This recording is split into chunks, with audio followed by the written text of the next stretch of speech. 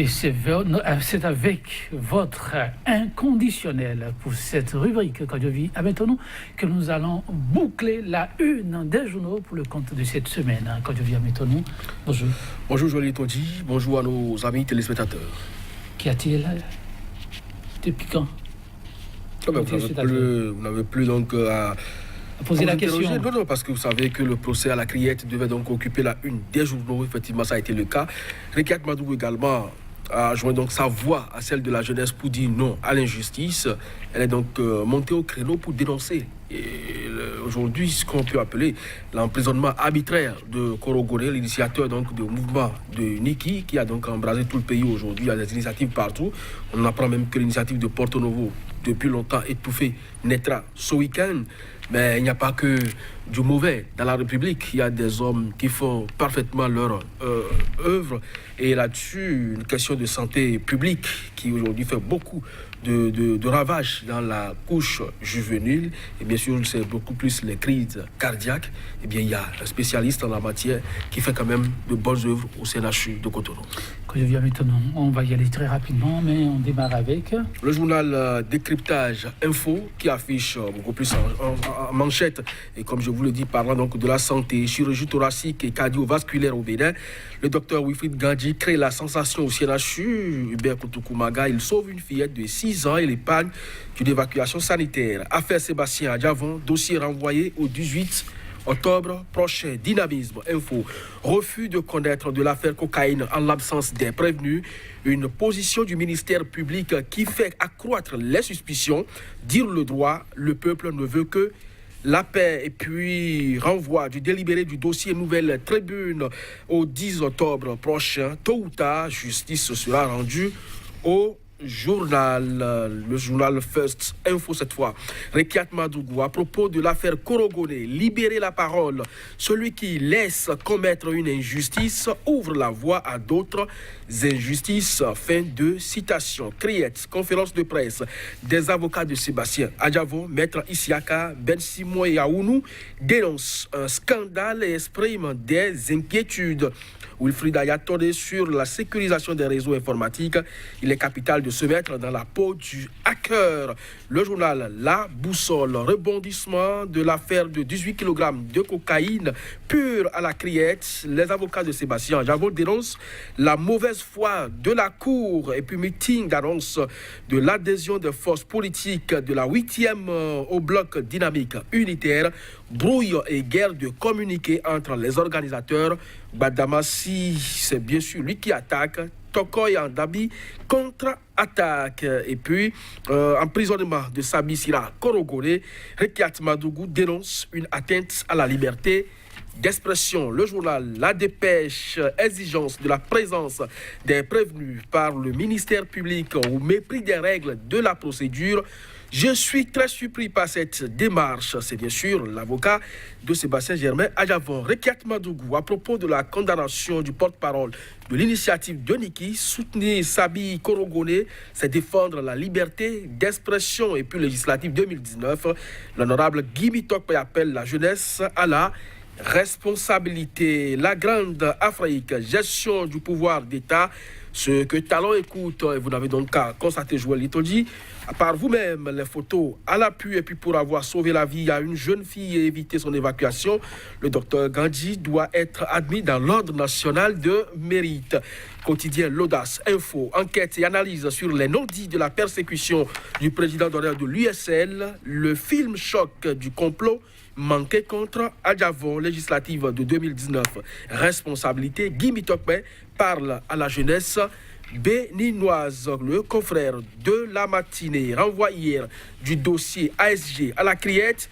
Une trêve officielle pour aller au gym juridique, s'interroge le Canard. Ce qui se passe est d'une gravité extrême et une insécurité totale, selon ses avocats lors d'une conférence de presse. Et puis Conseil des ministres, le Bénin s'engage dans une électrification hors réseau. Décès du correspondant de Radio Tokpa et Soleil FM au Togo, Jean-Pierre Jo, nous pleurons. Le nouvel observateur, affaire 18 kg de cocaïne.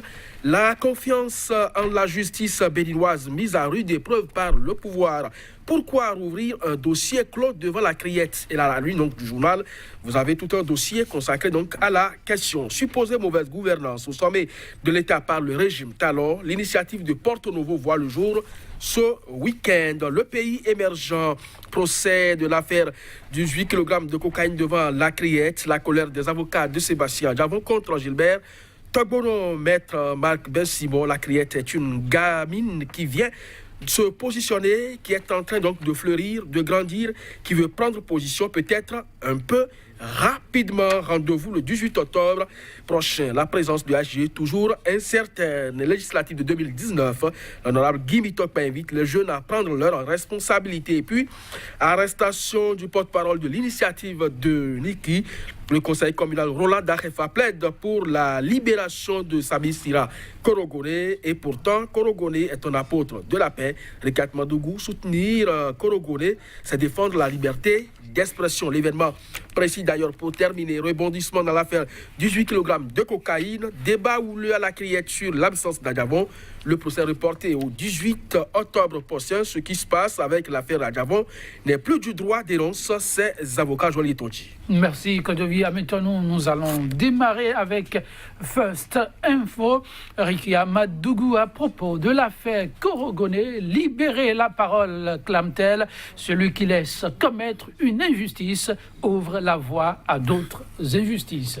Ah oui, c'est à travers donc une dénonciation par un courrier que Rekiat Madougou, ancien ministre des microfinances sous le président Boni Yayi, est montée au créneau. Aujourd'hui, elle est conseillère donc, du président Faure Gnassingbé. Elle a dénoncé cette liberté. Elle a cité donc ses frères d'âme d'hier. Je vais parler donc du ministre, de l'honorable député aujourd'hui au niveau de la commission des lois à la Dati. Elle citait également Joseph Djogbenou avec qui elle avait mené donc des combats pour la préservation des acquis démocratiques et elle estime aujourd'hui qu'on doit pouvoir donc laisser la jeunesse s'exprimer, donc se défouler, montrer donc sa désapprobation vis-à-vis donc de la gouvernance de son pays.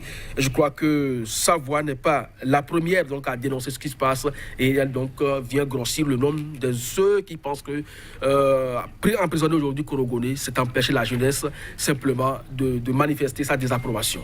Oui, beaucoup de voix, toujours et encore sur cette affaire. On y reviendra quand vient maintenant la boussole à présent sur un autre sujet qui fait aussi beaucoup bouger, couler. Assez d'encre de salive, situation sociopolitique et économique délétère au Bénin, la lettre de Boni Yayi qui fâche. Et dans tous les sens, ça va. Pas les mails. Oui. Sur les réseaux sociaux, aussi bien sur certaines télévisions, vous avez entendu, il y a même un journal qui a écrit que les propos, les dérives d'un député démarcheur politique sont décriés donc par la population en général. Vous savez, le président Boni Yayi, depuis le 6 avril 2016 à ce jour, semble déranger beaucoup. Et on ne comprend pas pourquoi, dans tout ce qui ne va pas dans la République, on cite son nom. Maintenant, si tant est que le monsieur se retrouve vraiment à être un frein à la gouvernance actuelle, eh bien, qu'on travaille à aller contre lui, mais plutôt que de l'attaquer sur les réseaux sociaux. Tout ce qu'il a dénoncé, ils sont allés jusqu'à croire que ce sont les mêmes propos que Korogone a tenus. Bon, est-ce que pour cela, il faut aller le chercher également, l'emprisonner? De toutes les façons, il a écrit une lettre aux gouvernants actuels dans laquelle il a dénoncé un certain nombre de choses. Il a demandé que les gémissements de la jeunesse soient considérés véritablement par le pouvoir en place et qu'il travaille donc à apaiser la tension sociale. Je ne crois pas que ce soit de mauvais conseils. Maintenant, ça dépend de là où on se met également pour apprécier ces observations de l'ancien président de la République. Toujours est-il que l'homme a dirigé le Bénin pendant 10 ans et quand il parle de la jeunesse, il sait vraiment de quoi il parle. Oui, tout à fait. Quand on vient maintenant Dynamisme Info pour revenir sur un dossier dont on parle très peu ces temps-ci, important celui-là aussi, renvoi du délibéré du dossier Nouvelle Tribune au 10 octobre. Tôt ou tard, justice sera rendue au journal écrit Dynamisme Info. Moi, je ne crois pas que la HAC puisse quand même faire faux bon, ou du moins la justice puisse retarder autant ce dossier parce que On a vu dans quelles conditions le journal a été interdit de parution par la Haute Autorité de l'audiovisuel et de la communication ici. Si tant est que les arguments sont en faveur donc, de la Haute Autorité, je ne vois pas en quoi la justice peine donc, à trancher. D'abord, dans un premier temps, la HAC avait brillé par son absence donc, à ce procès, le premier à l'ouverture déjà. Et aujourd'hui, c'est toujours en attente. Moi, je pense que oui, la justice fera son travail. Le journal l'a bien sûr dit. Tôt ou tard, le droit sera dit. Justice sera donc rendue à ce journal qui, illégalement, donc, pour moi, a été interdit de parution. Ça ne fait pas bien dans une république démocratique où chacun a la latitude donc, d'intervenir, d'exprimer son opinion. C'est bien sûr ce que le journal, la Nouvelle Tribune, faisait donc faire entendre un autre son de cloche. Mais malheureusement, pour le pouvoir en place, ça ne fait même pas bon ménage. Afrique, la grande Afrique, avant de vous laisser partir, le docteur Wilfried Gandhi doit être admis dans l'ordre national de mérite, et ce, pour avoir sauvé la vie à une jeune fille et évité son évacuation sanitaire. Oui, il paraît dans le jargon médical qu'il a fait un travail d'exception, parce que c'est une première dans la République que l'on arrive à fermer donc, une artère qui est beaucoup plus lié donc, au système de respiration, le cœur beaucoup plus. Donc, il a parlé donc d'une chirurgie cardiaque à cœur fermé. C'est une première au Bénin. Ça a fait le tour de la toile. Beaucoup en ont parlé. Les autorités sanitaires également l'ont félicité pour ce travail rendu à la nation. Aujourd'hui, le chef de l'État prône beaucoup plus des centres de santé modernes pour que le Bénin puisse, à l'image de certains pays, éviter donc les évacuations sanitaires. Et si les gens ne disposent pas autant de moyens qu'il faut, ne sont pas motivés comme il le faut, un peu comme sa situation d'ailleurs, et qu'il en arrive à faire ses exploits, je crois que cela participe quand même d'une œuvre qu'il faut saluer. Et si le journal pense qu'il faut l'élever dans cet ordre-là, je ne crois pas qu'il ait demandé trop. Merci. Quand je viens mettre ton nom, merci aussi à vous, chers téléspectateurs. Rendez-vous à lundi prochain. Au revoir.